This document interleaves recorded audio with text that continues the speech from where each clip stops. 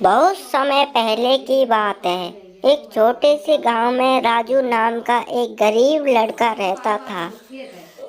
राजू के माता पिता अब इस दुनिया में नहीं थे। वो एक छोटे से घर में अकेला रहता था। उसके पास खाने पीने के लिए कुछ नहीं था। वो एक दिन अपने घर में खाने पीने के लिए कुछ सामान ढूंढ रहा हुआ होता है। तभी उसे एक दीपक मिलता है।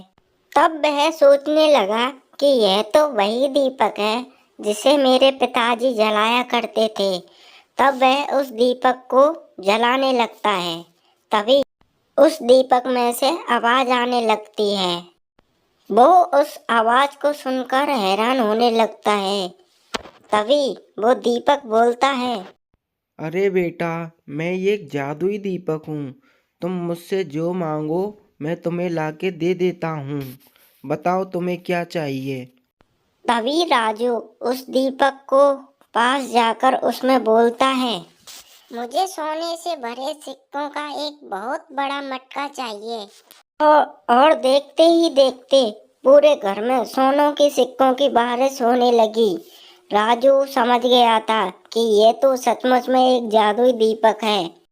तभी राजू ने उस दीपक से दूसरी इच्छा मांगी। मुझे एक बहुत बड़ा घर चाहिए जिसमें सारी सुख सुविधाएं हों। तभी देखते ही देखते राजू के लिए एक बहुत बड़ा घर प्रकट हो जाता है। फिर राजू उस जादुई दीपक से अपनी इच्छाओं को पूरी करने लगता है। तभी वह सोचने लगता है, इतना अधिक संपत्ति और धन का अंगित कुछ भी नहीं हो सकता।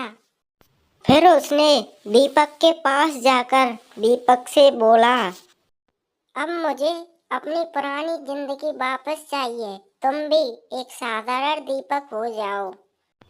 तभी देखते ही देखते सारी धन संपत्ति वापस लौट गई और राजू फिर से एक गरीब आदमी बन गया। परंतु राजू बहुत खुश था क्योंकि वह समझ गया था कि इतनी सारी धन संपत्ति उसे इतनी खुशी नहीं दे सकती। इस कहानी से हमें यह सीख मिलती है कि हमें अपनी इच्छाओं पर कंट्रोल करना चाहिए और लालच नहीं करना चाहिए। फिर राजू एक साधारण आदमी बनकर जी अपने गांव में खुशी खुशी रहने लगता है और वह बहुत खुश था क्योंकि वह उस मोह माया से दूर हो चुका था। फिर राजू अपने दोस्तों के साथ खेलने लगता है और वह खुशी खुशी जीवन व्यतीत करने लगता है।